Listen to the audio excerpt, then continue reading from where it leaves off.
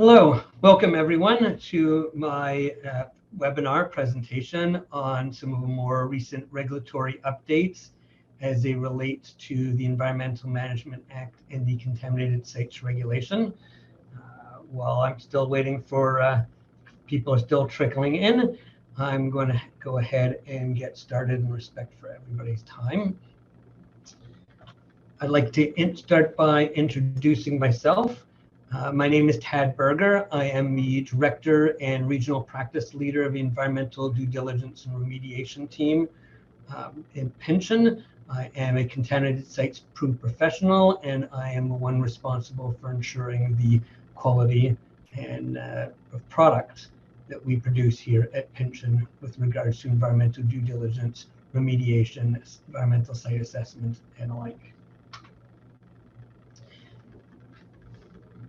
Before I get too far in, if anybody's having any technical issues or is unable to hear me, please put something in the chat and our IT person will assist. As I go, if you have any questions, please put them in the Q&A and we will answer your questions either in a timely manner through the presentation or towards the end. I will ensure that I have enough time to answer as many questions as possible. So again, I'm with Pension, and we are a national, actually recently international company, providing a full range of environmental services for all of your environmental and related needs. So let's get right into it. So the first change I want to talk about is a change to the freeze release process. And this technically was separate from the schedule stage 14 amendments. But occurred at approximately the same time. It is quite important. So I thought I would speak briefly on it. For anybody who has done any kind of development projects, looked for building permits, development permits, you've probably encountered what used to be called the site profile, and in the last several years has been called the site disclosure statement. And know that this document, the site disclosure statement, can result in a property getting a freeze to its permits, where the municipalities are not allowed to issue permits. The ministry has a number of different mechanisms, both temporary and more permanent mechanisms for removing those freezes so that permits can go through. And they've made a modification to the temporary freeze release process. In that modification, they actually eliminated one of the mechanisms for getting a freeze release. But in doing that, they combined it with one of the other existing mechanisms. So that more sites would go under what is referred to as scenario 1 for releases, which means that simple sites, simple upgrades can be moved forward using a scenario 1 release, which requires less investigative work than the historical scenario 2 release, for which they would have qualified for and does not exist. This means it's easier for small upgrades to occur on a property that has ongoing and continued industrial activities without having to go through as much intrinsic work prior to that approvals. You still do require approvals from ministry, and so you still need to provide sufficient information, demonstrate that there's probably no major risks occurring, but it simplifies that process quite substantially. So I'm going to get into the main topic, which is the stage 14 amendments. And so how did the stage 14 amendments come into effect? Well, they started with Bill 3, which passed in 2020, which had some changes to the Environmental Management Act and some related changes to the Vancouver Charter. And those changes were listed to not go into effect until an order of council set a date for which those would start. That order in council was Order in Council 292.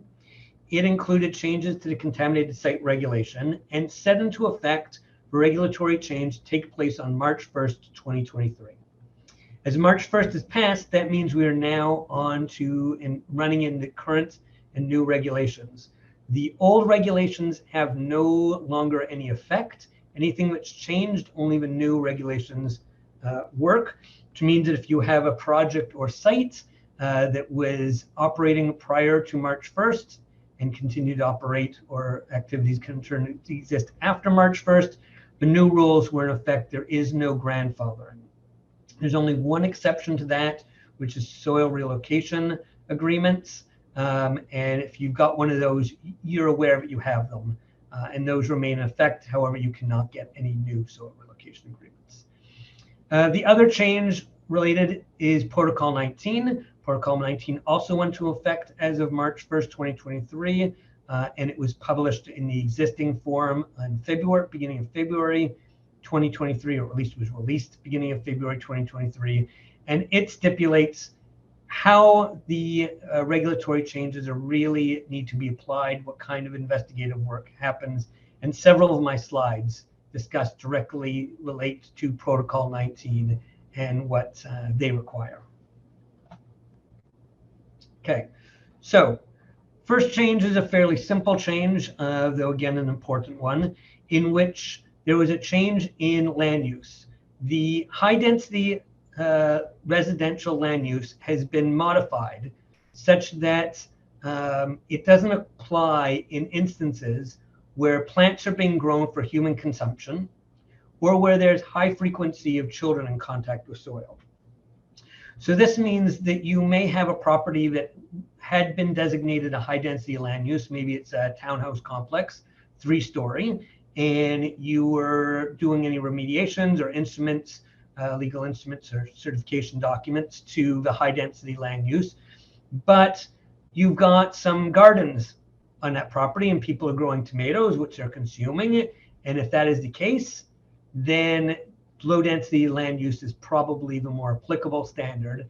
And low density land use is a more stringent standard, which means you may have some properties that had been considered remediated or clean under the old set of rules, which because they meet a lower land use are now considered contaminated.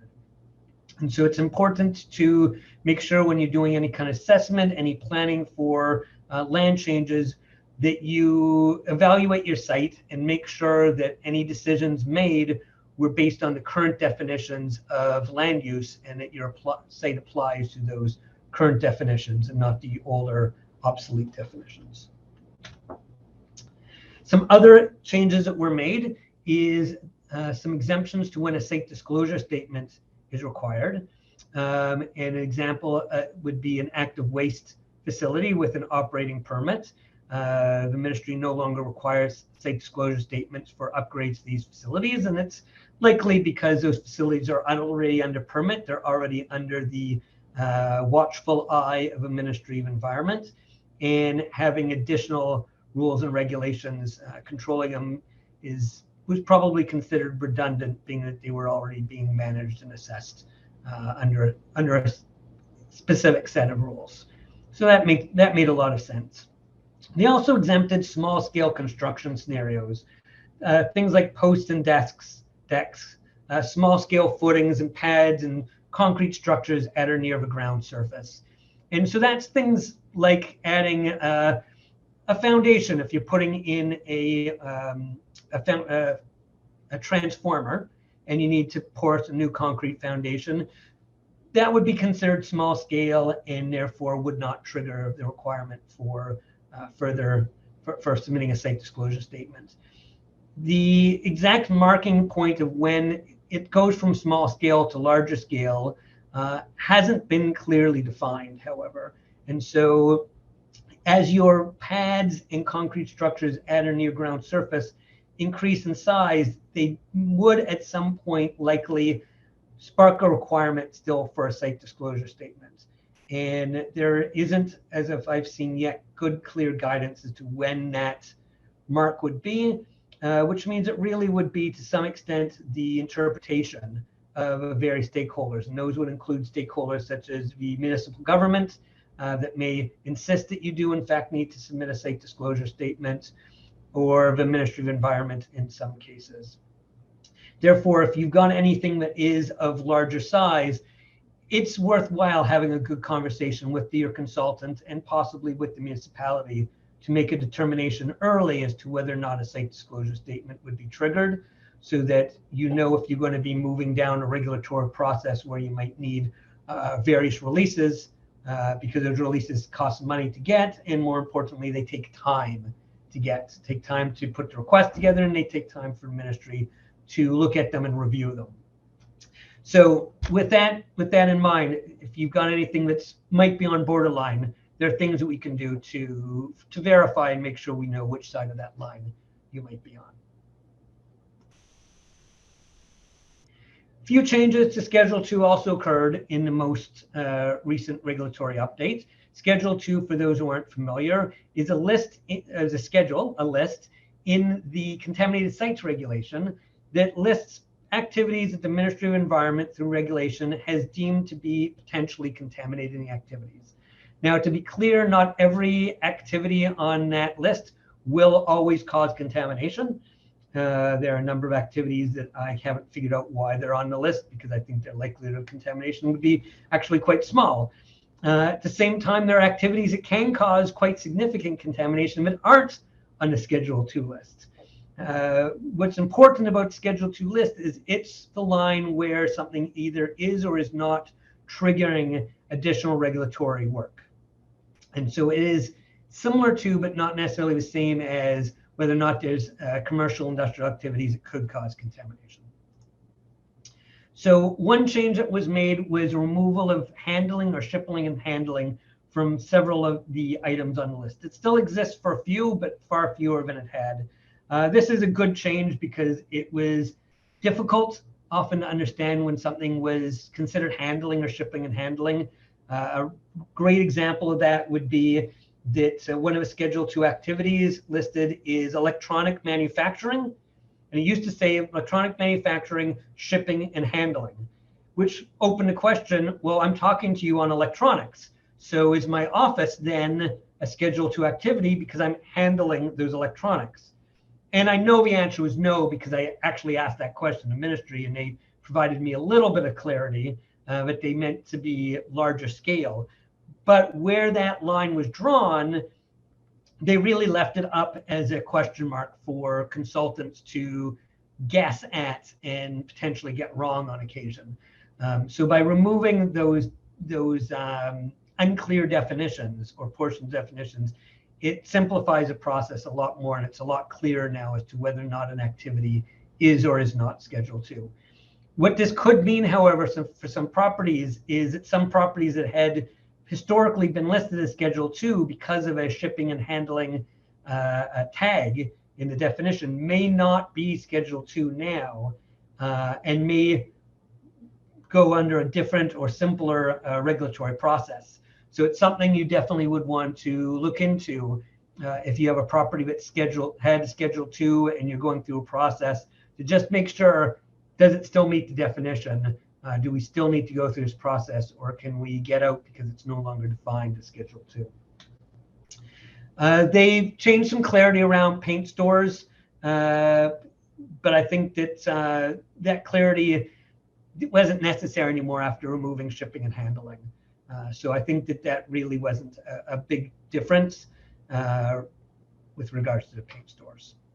They removed reportable spills, which had only for a short period been a Schedule 2. And that's also a really important change. There are a number of properties that had had spills on them over the years, and those spills had resulted in the property being considered to be Schedule 2, even though it had no other regulatory trigger. And so those properties would not potentially be Schedule 2 anymore under the newer definitions. I think the ministry changed that because it created a reason for people not to report spills.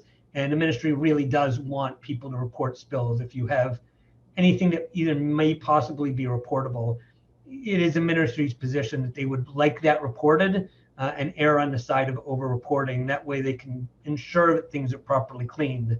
And so they wanted to remove impetus from people taking that action. So I think that really was a good and appropriate move by the ministry. They removed contamination migrating from other properties from Schedule 2. And again, this is another big one where if your property had only been a Schedule 2 because of a neighbor had caused contamination, it removes the impetus from you to have to do all the cleanup and everything before you could redevelop that property, and then essentially have to sue the source property to recoup those costs. it allows you to move forward with what you had planned to do and redevelop. It doesn't, however, remove the obligation from the source property to still remediate your property and get the appropriate instruments or certification documents, because they will have trouble getting instruments or certification documents for their property until they've remediated or at least sufficiently addressed the any offsite impacts that they've caused. So it really puts more of a responsibility on the source parcel and less of a responsibility on the innocent victims in this case. So that's really a good and an important change. That also makes things easier for people and their properties. The last change is that the ministry removed some exemptions that they had set for underground storage tanks. They clearly meant to only have those exemptions for above ground storage tanks, where those exemptions still exist, but had, I think, unintentionally included underground storage tanks. So in this change, it removes that exemption. Again, this is important because you may have a property that was deemed clean or regulatory clean, not having any Schedule II activities because it had an underground storage tank associated with an emergency generator, and that was exempted under the older rules. It's now not. It's now a Schedule II activity, and because it's Schedule II, it triggers all of what I'm going to talk about today in the rest of this presentation, as well as triggering other rules for needing your permits and trying to get releases and moving permits forward. So the moral of all of these changes on this slide is, if you've got a property that you've got advice from a consultant, that advice is older than a few months now, especially if it's pre-2023, you would most definitely want to seek their opinion to make sure that that advice is still quality and still accurate to the current regulations as they have been rewritten. So the heart of the Stage 14 amendments really move around the concept of soil movement and soil movement rules. There used to be some rules called the soil relocation approval process. That has been repealed. That no longer exists. If you have an approval through that approval still will be honored, but it's new, at least I understand it will be honored, but it will no longer able to get a new one. That section has been eliminated from the Contaminated Sites Regulation. It's been replaced with a whole set of new rules around moving clean soil. Now, to be clear, I'm talking about soil that is not contaminated. If you are moving contaminated soil, then the old rules related to disposing those at a permitted facility continues to exist. Contaminated soil cannot be placed down on clean land. It would cause that land to be contaminated because the Environmental Management Act makes it very clear that that is against the law. So if you have a property, and if it has or has ever had a Schedule II activity on it, and you want to take soil and excavate it and remove it from a site and bring it to a facility that is not a permitted facility, so not a facility permitted to take contaminated soil, then you need to do a whole series of soil analysis laid out by the regulation in Protocol 19, which I have several slides to discuss, and you need to provide a notice as per the regulation, which again, I have a slide that discusses that in some detail as to what that notification entails. Okay. That requirement is on the sender of a source property to fulfill. It is equally on the receiver to ensure that that has happened. So if you're on a property and you are accepting clean soil, you have a legal obligation to make sure that the provider of that site, of that soil, has done their due diligence, verified that there are no Schedule II activities, and ignorance is not an acceptable answer. They have to actually have done a verification that there are no Schedule II activities. And if there are Schedule II activities, have done all of your necessary assessments and all the necessary notifications before receiving that soil. Okay. Now, if you do not do this, the Ministry under the Environmental Management Act does have the ability to issue some fairly hefty fines, upward and beyond hundreds of thousands of dollars, and jail time. Okay, so it is really critical that you make sure that you are following these processes. Now, how will anybody know if you're not following the processes? I believe a ministry is either hiring or has hired some people that they plan to have do compliance and will be looking for violations. And people will notify. You can always count on somebody who's unhappy with a project or unhappy with a company to make an anonymous phone call to inform. Now, if regulators find out that these rules are being broken, they're going to assume that you regularly break the rules, and they're not going to be light on you. So my recommendation is make sure you understand and are following those rules. Now, how do you understand and follow rules? That's what I'm here for, or whoever your environmental consultant is for. If you are sending soil off your property or you are receiving soil, talk to your consultant, make sure that you're following the rules, get their guidance and advice so that you know what you're doing is correct. Now, again, I'm talking about clean soil here. Okay, this is soil that is known clean. And even if you have a regulatory instrument on the property, if you have a site that has a final determination that the site was never contaminated, you still have to go through the process that I'm going to explain in the next several slides.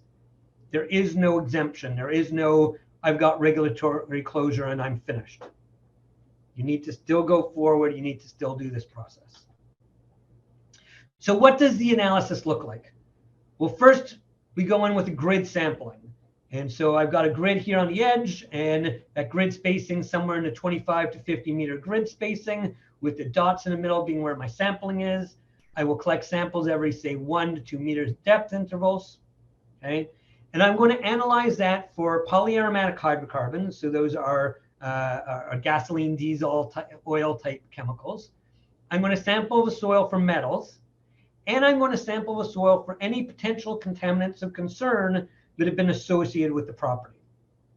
So I might have a property that had a dry cleaner, and the only chemicals of concern are tetrachloroethylene, trichloroethylene, dichloroethylene, vinyl chloride. And I've investigated that, and I've remediated it, and I've cleaned it up. And that's for the contaminated soil. For the clean soil, I also need to look at metals and pHs. And that's very substantial because certain metals can naturally occur above regulatory standards. I see that a lot for iron.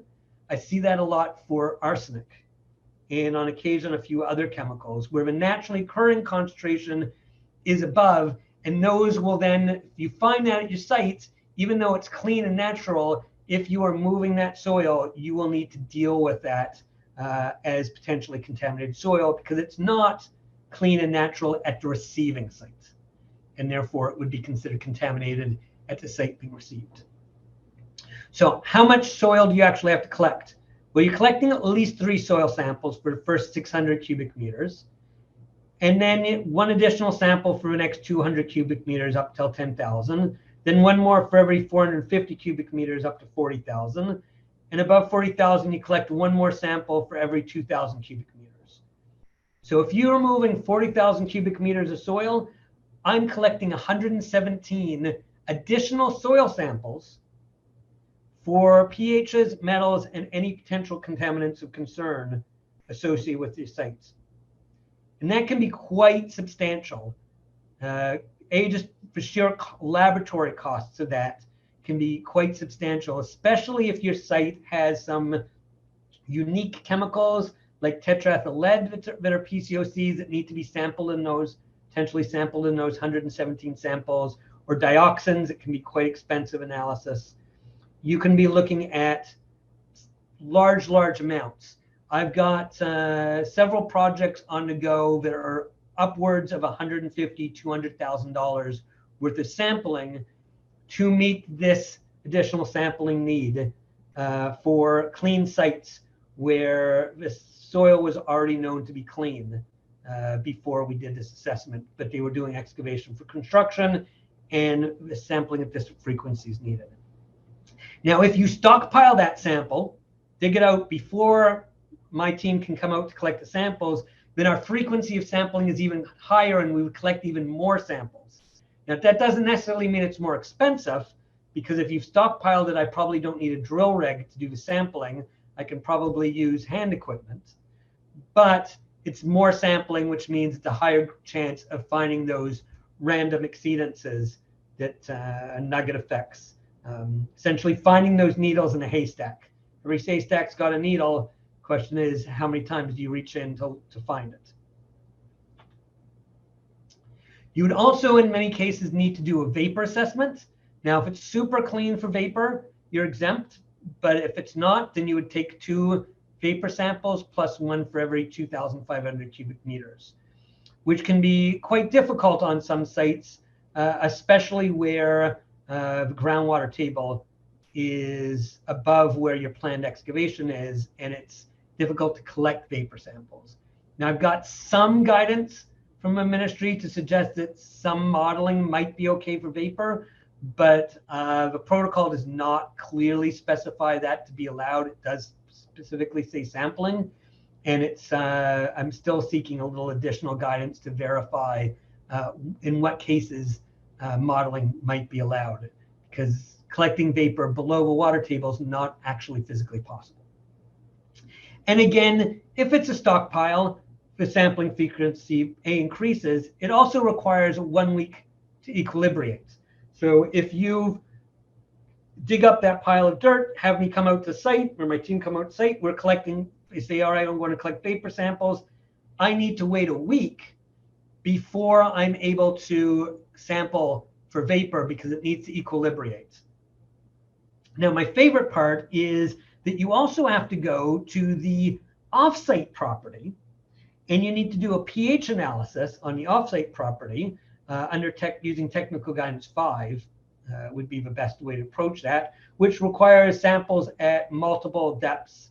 And so likely you're bringing a drill rig out to the receiving property and putting a bunch of holes in their ground in order to determine what pH standard you should be using when you're figuring out your soil standards. So it becomes a much more of a hassle on the receiving facility as well, which is one of several reasons I would recommend to any of my clients not to accept any soil from a Schedule II activity. It only creates liability. Now, that recommendation I'm making is unfortunate because I know that one of the intentions of this regulatory change was to have less soil go to landfill. However, in my mind, it will only result in more soil going to landfill, because I do not know why anybody would accept soil from a Schedule II activity. It creates long-term liability. And I'll explain that in a little bit more too as I go. So I'm going to give a real simple example of what I might do. There's a site. It's a 20 meter by 40 meter site, so about a single family home size property. They're going to dig it out boundary to boundary in order to 4 meters. So might be the depth for one level of underground parking or a basement. So that would mean they were moving about 3,200 cubic meters of soil. For that site, I would drill 4 holes to 4 meters and collect 16 soil samples and possibly up to 4 vapor samples, which is going to cost somewhere in the $20,000 to $40,000 range, depending on how difficult the drilling is and exactly what analytes I need to sample for. And that hasn't included any pH analysis that I do at the receiving site. So this is not a small additional cost added to your development to move a clean soil from your properties. And so it's something you definitely want to consider in budgeting and pro formas in evaluating whether or not projects should move forward, this additional cost. Now, if you're sending the soil to a permitted facility that can take contaminated soil, even though it's clean soil, you don't have to do any of this. You can just say, yeah, I'm going to get the pricing at that, and I expect a lot more soil will go to facilities, in that way, which is why I expect those facilities prices to start going up, because they're expected going to be seeing a lot more clean soil coming their way, and thus they will be raising their prices because they can.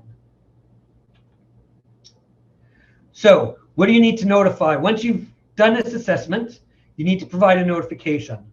And that notification needs to indicate the maximum amount of soil moved. And my recommendation is slightly overestimate how much soil, because if you say you're going to move 10,000 cubic meters and that turns out you need to move 11,000 cubic meters, you need to provide a new notification for the additional 1,000. However, if you move only 9,000, you don't need to correct it that you moved less. However, you don't want to overestimate by very much, because the more soil you say you're moving, the more soil samples you need to collect. So you don't want to have to collect a whole bunch of additional soil samples.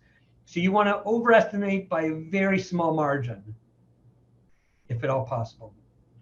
You need to provide in that notice information about where the soil's coming from and where it's going. You need to provide the analytical results. And that gets submitted through Schedule 8, which can get submitted via the Ministry's Environment website. And it has to be submitted by a qualified professional, so somebody with a professional designation who's qualified to do environmental assessment work. And it needs to be done at least a week before you move that soil.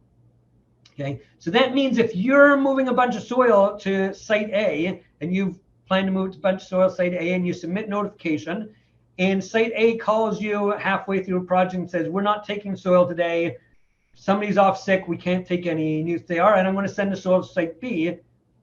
You need to have included Site B on your notification. Otherwise, you need to submit a new notification before you can do Site B, and you need to wait a week, which would obviously mean you're not moving soil for a week while you're waiting for that notification period to elapse. So you would want to make sure you've got some secondary places. You're allowed to put secondary and tertiary locations that you might move a soil, alternative locations. But please remember, you need to do that pH analysis on each of those additional locations and notify about each of those locations. So you might have, so there's additional costs for each additional location you choose, and there may be hard to find multiple locations willing to take the soil from your site and be listed on the soil from your site. Now, because you provide, yes. Sorry to interrupt. There's a quick question. Please. Are volumes on the notice to be reported as in situ volumes or post excavation? And is there much difference? I would say that the volumes are pre-excavation volumes. So what the amount of soil in the ground. We know that as we excavate, there's a fluff factor, and the amount of soil volume actually increases. I think that the intention is to assess for the amount of soil in place. Otherwise, it would just behoove people to try and recompact it down and spend a bunch of effort and try and do that. It's also difficult to measure the soil once it's moved. As we know, places tend to measure soil by tonnage, not by cubic meters, once it's in transit or being received. And so the measure in place is a much easier measure to do, and I would think would be the valid measure. Though, to best of my knowledge, the protocol does not specifically say which of those two are the correct one to do. Obviously, if you're doing a stockpile, then maybe it's the amount in the stockpile versus the amount in situ in the ground, but it'd depend on whether or not you could prove what it was before it had any fluffing going on. All right, there's another question. Yes. If preloading, does this apply? For the site to receive preload, does pH analysis need to be completed? All right, so preload, excellent question. And in a couple of slides, I'll talk to preload, but I'll give a pre-hint on it. The Ministry of Environment has exempted preload in most cases, and I'll talk about specific, but in most cases, preload is exempted. Otherwise, it would be impossible for you to bring preload onto a property because the amount of assessment would just be outrageous. So the ministry said, no, preload, it's not going to be contaminated because you brought it in after the activity. It's sitting above. There isn't mechanisms to cause it to be contaminated, and therefore preload is being exempted from this additional analysis rule. Okay. So When you provide the notification and you give these analytical results, all of that information gets put onto the ministry site in a public-facing database. And this is a figure that I pulled right off their site about a week and a half ago. And I can see in the yellow dots, those are properties that have notified that they are source property moving soil from their property. And the green dots are locations that have accepted soil, quote unquote, clean soil from these properties. And the red dot is a high volume site, which I will talk about later in some slides later. So we can see that there's already, since March, there has been some soil movement under these notifications.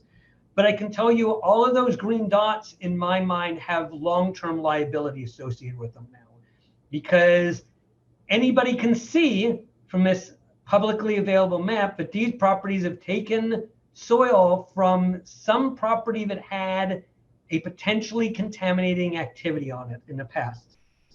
And when regulatory standards change, which they inevitably do every several years, and they tend to go down more often than not, those sites may now become contaminated on record, because while it was clean today, it might not be clean in the future. And so each of those properties is taken on long-term environmental risk that somebody's going to say, no, maybe I don't want to acquire this property because it's taken soil that could be contaminated under somebody's mind. It gives it a little bit of a brownfield quality to it. Even if it's not a real degradation, somebody's doing a little search, they can say, well, this property is on the Ministry of Environment's radar, maybe I don't want to touch it. And so it just devalues that property slightly. And so again, another reason why I wouldn't recommend wanting to be on this map, even as a green dot. Yellow dots are on the ministry's radar anyway. But the green dots are all properties that have accepted something. And unless they would be on the Ministry of Environment's radar for other reasons, they are creating liability for themselves. So I mentioned there'd be some exemptions when the soil movement rules I've been talking about don't apply. So the first is really small projects. Okay, your one tree is coming up and you're just digging some soil for that tree, or maybe you're doing some fence posts. You're moving less than 30 cubic meters of soil for your project, you're exempt. Now, you're not allowed to say, well, I'm just doing 700 teeny projects. Ministry doesn't allow that. Single project over a 2-year period moves less than 30 cubic meters, you're exempt. If your property is a high-risk site, and your environmental consultant should be able to tell you if you are, then the 30-meter exemption you don't get that. You have to notify for any soil movement at all. So small projects are exempt. It'd be too significant amount of paperwork for teeny projects. If the soil is leaving British Columbia, you're exempt. So if you're sending it to Alberta, you're sending it to Washington State, to the Yukon Territories, whatever, you're exempt. This might be useful for people on the border. If you're in Golden and sending it into Alberta is really easy, you might see more of this. If you're in Vancouver Island, I can't imagine you sending clean soil outside of British Columbia. If it is going to federal land, you're exempt, except that exemption doesn't apply if that federal land is a First Nation reserve. Okay, so if it's going to Port Authority land, you're exempt. If it's going to Musqueam Reserve, you're not exempt, and you need to provide notification. Now again, this is notification, soil movement rules and a notification. It's not approval, it's notification. You don't have to wait for anybody to say, yes, you're allowed to move it. It's just notification. But that notification can be seen by the municipalities, by the First Nation bands that may be interested in that land, by the nosy neighbors who might be trying to stop your construction from occurring. And it just gives, if any of those groups are interested in stopping your project, it gives them an open door to potentially make that attempt, which is again another reason why some properties may not want to accept soil through this process, because that notification may have neighbors protesting in front of them, and nobody wants bad press. If your site is from a low impact land use or Mines Act, and I'm actually not sure if that's an or an and, because the way that it is currently written in regulation, I've interpreted it as both an or statement and an and statement, and I have an ongoing question with the Ministry of Environment for clarity as to whether or not that should be an or if it should be an and. Certain properties under the Mines Act, soil removal, are exempt. So that's really meant to give quarries an exemption from this process, because quarries, being Schedule II activities, would not be able to move any quarried material off their property if these rules applied to them, and it would completely shut down a lot of soil movement and reselling activities, and that wasn't the intent of the regulation. And the final exemption is preload material if it originated from a low impact site. So you got your preload and it's river sand, it's coming from a vacant field, something like that, then that preload is exempt. If it's coming from a property that had Schedule II activities, then it's not exempt. Okay, so it can be exempt if it's coming from a low impact site, and that allows, which in most cases preload is. So that allows preload to move on your site. And just a quick flow chart that kind of lines out when you might have some of the exemptions apply. Now, what's important to see in this flow chart is that second to last blue box that asks the question, okay, do a soil investigation. There is no yes or no out of that. Again, this is clean soil. So there's no point where you say, the soil is so clean, I don't have to notify anybody. There is no out that way. This already assumes the soil is clean, and you are proving that the soil is in fact clean soil, and then reporting on that proof that the soil is clean soil. Okay, I'm now going to change topic slightly. Instead of, this isn't about so much about just removing soil, this is more about the receiving soil, in particular the definition of a high volume site. So that map, that was that one red circle. Is a high volume site. And a high volume site is any property that receives more than 20,000 cubic meters of soil coming from a Schedule II activity. And you start tracking that receipt of soil after March 1st, 2023. Okay, so soil received in 2022, doesn't matter how much you did. There's no need to look back, but you need to track it and move it forward. Okay, so you might have a commercial property and it's clean on the commercial property and you've received it from a Schedule II, but you have to track how much soil you've received, and you need to keep records of that forever. Because even if you don't exceed the 20,000 cubic meters, you need to know how much you've accepted to know that if sometime in the future you ever exceed the 20,000 cubic meters. So you might accept 5,000 cubic meters this year, 2,000 next year, 5,000 10 years from now, 10,000, another 10 years from now. At that point, you've broken 20,000, and then you become a high volume site, and all the rules for a high volume site trigger in. Okay. So again, this is another reason not to accept soil from Schedule II activity properties, because if you do, you have an obligation to track that soil and the volume of soil received forever. Once you become, there are some exemptions. If you're building highways, there's some exemptions for electrical transmission lines. There's some exemptions for dikes and flood prevention, some erosion stuff. There's exemptions, but there's exemptions to the exemptions. So if you think you might fit an exemption, bring the consultant in. We need to take a very close read of the rules to see if you qualify for exemption or if you're exempt from exemption. So again, I have a client asking me, okay, I'm bringing some soil in because I need to build some temporary berms for flood protection, or not flood protection, sorry, for sediment erosion control protection during construction. That soil, when it comes off, do I have to do this assessment? My answer was maybe. I need to know more about the soil you're bringing in, because in some cases it's okay, and in some cases it's not. And so it gets very, very complicated. So again, I have a flow chart that brings you down to whether or not you need to track soil. And you can see this flow chart's got some exemptions to the exemptions.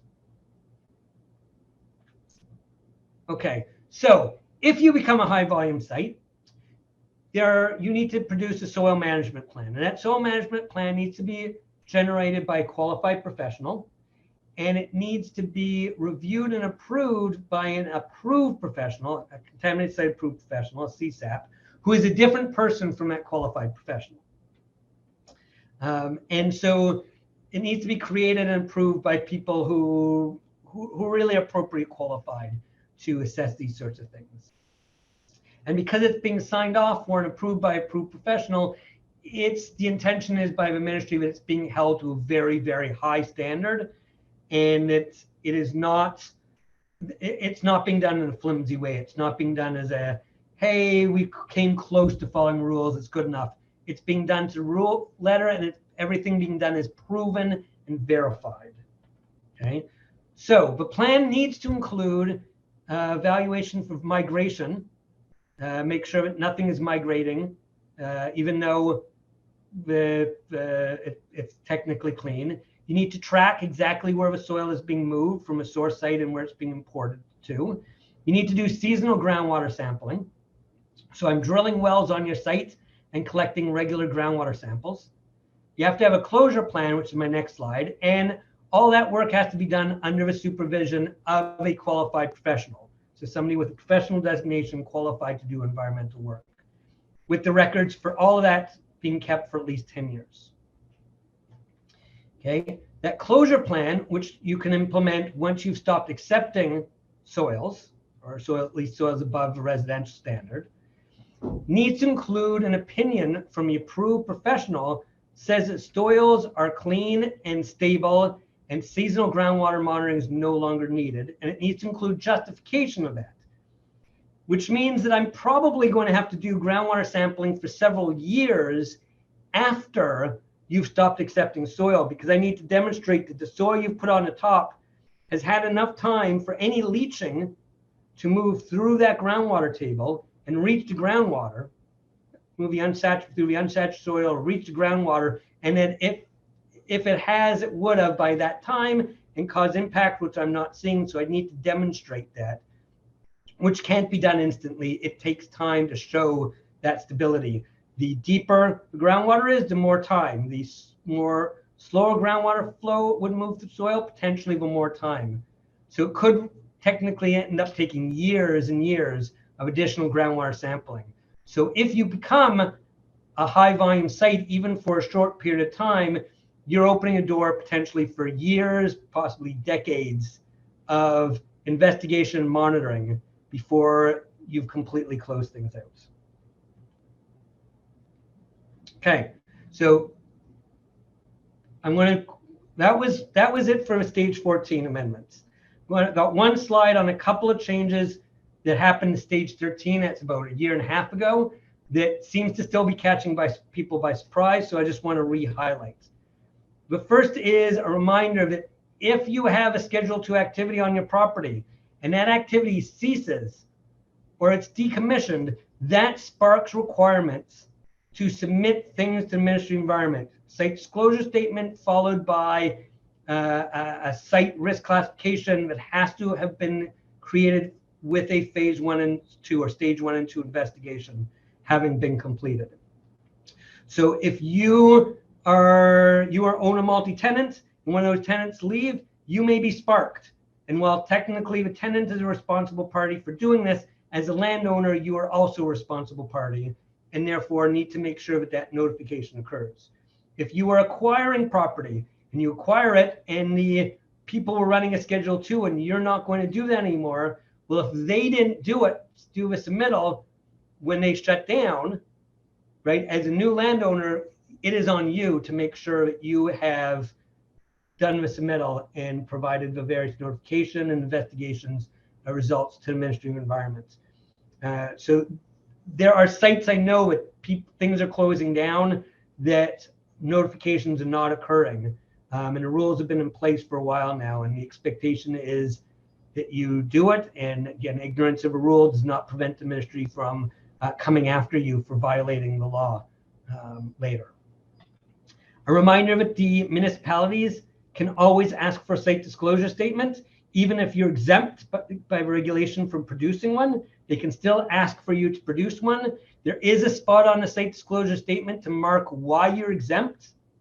Please make sure you do that if you're exempt. I'm going to tell you now, if you are doing a site disclosure statement and you indicate that there is Schedule 2 activity on your property and you do not have a consultant helping you, you are making a mistake. I have seen site disclosure statements in the previous site profile submitted wrong that indicated site Schedule 2 activities that were not actually Schedule 2 activities and caused the property hundreds of thousands of dollars of additional work because they had to go through a regulatory process because they answered a question wrong. So please, if you're doing a site disclosure statement and you're not absolutely sure, bring your consultant aboard to figure it out and give you the right answer so you get the answers right. And finally, if you submit a site disclosure statement and you say there's a Schedule 2 and you do not list any exemptions, the Ministry of Environment will always put a freeze on your ability to get your building and development and several of your permits. There used to be a mechanism where you could do some pre-assessments and say to the ministry, look, you're not interested in this property. It's all good. They have removed their ability to do that and your ability to ask. If there was a Schedule 2, you submit a site disclosure, you will have your permits frozen, and it takes a substantial amount of time to unfreeze those permits. Okay? Month if you're extraordinarily lucky, and if you're banking on a month, you're making a mistake. I've seen it take 6 months. I've seen it take a year. I've seen it take it more. Okay, so please, if this might be a path that your project's going in, bring your consultant in, talk to me early so I can start getting you understanding what the timelines might be, and we can get ahead of a curve and address all these things.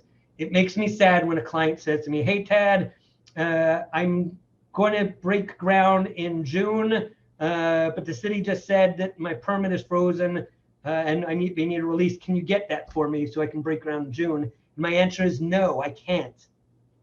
Even if I had your permit app, even if I had all the work done today and submitted the application to the ministry today, it wouldn't get approved by June 1st. It takes ministry generally longer than that to do that. The last I've heard from them, they're saying 1 to 4 months for easy releases. And I've seen it sometimes take longer than that. So please come to us early so that you don't get in trouble and that we can give you a solution that's a good solution.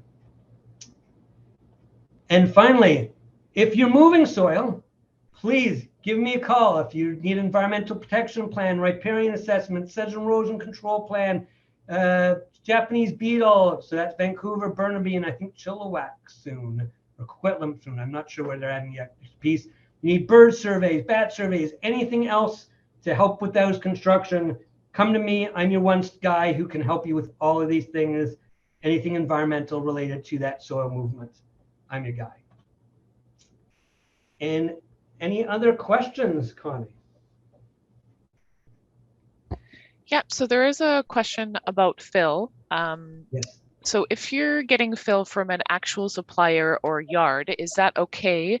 Or would you need to follow the same processes as if you were getting from a site down the road? If you were getting it from a supplier or yard, I would, as a matter of standard due diligence, ask the question, has the soil come from a Schedule 2 activity? And as long as they can say no, and I get it in your record somewhere that you've asked a question and they've said no, then you've done your due diligence and you're fine. But it's important that it's come from a non-Schedule 2 activity. Any other questions? Not so far. Okay. Maybe wait a bit. There might be some more questions. Okay. But the moral of all these regulatory changes is that your construction activities are going to cost more money to remove a soil. Easily can cost hundreds of thousands and possibly upwards of $1 million more for some larger properties to remove clean soil. So these are significant and can cause time delays. And so make sure you're talking to your consultants early and you're doing your due diligence early to make sure that you know whether or not you're impacted by these rules. Okay, got another question here. Okay. What if you're keeping preload as on-site fill? What is the procedure for that? That is fine. As long as you preload, so as the soil is coming on, that preload is clean soil from non-scheduled 2 activity. There's no reporting requirement. Once it's on your property, if you can move it around your property as much as you want without having to tell anybody, as long as a soil is non-waste.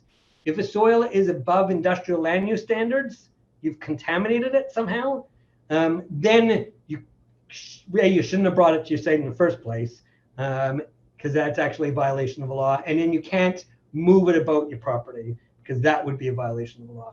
But as long as that soil is not contaminated, even if you've got Schedule 2, you can move it about. Again, even if you got a site and you're excavating and you think, all right, I've got clean soil, what do I want to do with it? I'm going to build a berm, maybe in some feature, a little hill on the yard or something. You don't need to notify because it's staying on your property. These rules are about soil leaving your property, and the rules for when they leave your property, or if you're accepting soil from off your property that came from Schedule 2. Any other questions?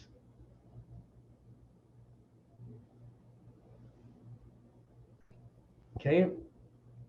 There any others? Nope.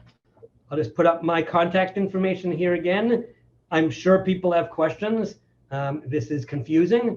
I've had to read the regulation about 10 times and I'm still rereading it. There's a lot in it. So please give me a call about your site or an email. I'm happy to provide a discussion, provide a little bit of insight as to whether or not things might trigger, before you get even too far into a project. I like to see myself as a partner in working with you, not just a vendor or not just a consultant. Bring me in early so I can talk, so I can give you the best possible advice, even very early in your projects. Ted, we have time for one last question. I have time for one last. Okay, so I have a site that isn't to Schedule 2, but contamination was identified. Is this subject to the new rules? So the contaminated soil needs to be handled and managed as contaminated soil, sent to proper permitted facility.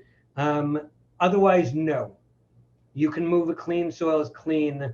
The first question in the regulation kind of flow chart is, was there a Schedule 2 activity? And if the answer is no, then you're good. And unfortunately, the spill creating a Schedule 2 is exempt. But any contaminated soil needs to be managed as contaminated. Any clean, you still should do some assessment to make sure it's actually clean. I wouldn't just say, it's clean because I said so. You want to do some level of assessment to know it's clean, because it would be illegal to move it to a property and call it clean if it's not. But you don't need to do the very, very, very intense level of investigation that the Protocol 19 spells out. And you would not need to notify. Okay. Appreciate everybody's time. Thank you very much, and hope everybody has a good rest of the day.